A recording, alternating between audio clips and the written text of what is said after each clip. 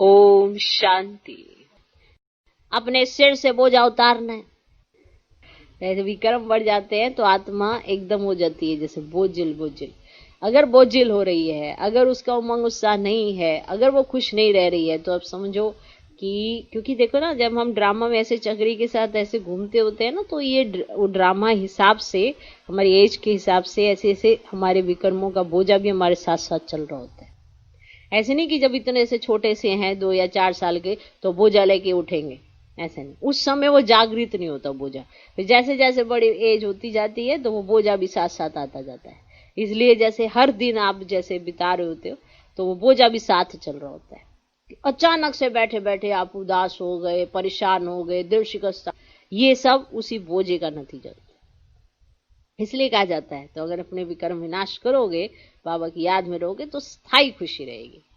क्योंकि सही समय पर सही पॉइंट आपको टच होगा, वरना आप एक ही संकल्प अजीब सा विचित्र सा कर लेंगे और आपकी खुशी कितने दिन तक गायब रहेगी। इसलिए ऐसे साथ चलते हैं। ऐसे नहीं कि आप 3 साल के थे तो बोझा आपको एहसास होगा, नहीं।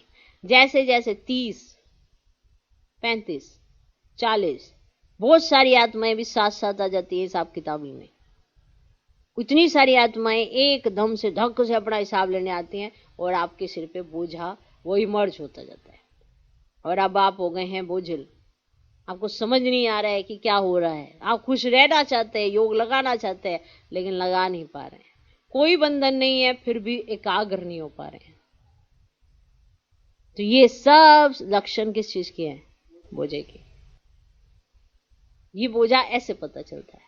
हमारे सिर पे तुम्हारे इतनी सारी गठरियां रख दूं और एक एक करके धीरे धीरे आगे आगे रास्ते में उतारती जाऊं तो आपको ही पता चलेगा ना कितना उतरा। दिख नहीं रहा कि कितनी रखी थी। चलो 7 गठरियां तुम्हारे सिर पे रख दी। अब 7 गठरियों को हम पीछे से आके उतारते जाते हैं। ओके, तो जब हम उतारेंगे और आप चलते चलते क्या एहसास नहीं करेंगे कि आपके सिर से गठरी उतर रही? तो इसी तरह से हमारे ऊपर चढ़े हुए बोझे होते हैं।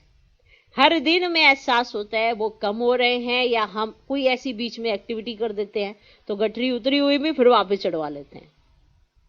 हाँ, ये ओरिजिनलिटी है कि संगम पर उतरेगा बाबा की याद से, लेकिन अगर बाबा को भूले और माया के साथ रहे तो गठरी और चढ़ेगी। इसे तो कहा जाता है कि अगर ब्राह्मण जीवन में आपने कोई ऐसा कर्म किया तो उसकी सजा 100 गुना मिलती है, और अगर 100 गुना माफ होता है तो 100 गुना मिलती भी है। इसलिए कर्म ही वो करो जो परमात्मा श्रीमत में हो। ओके, ओम शांति।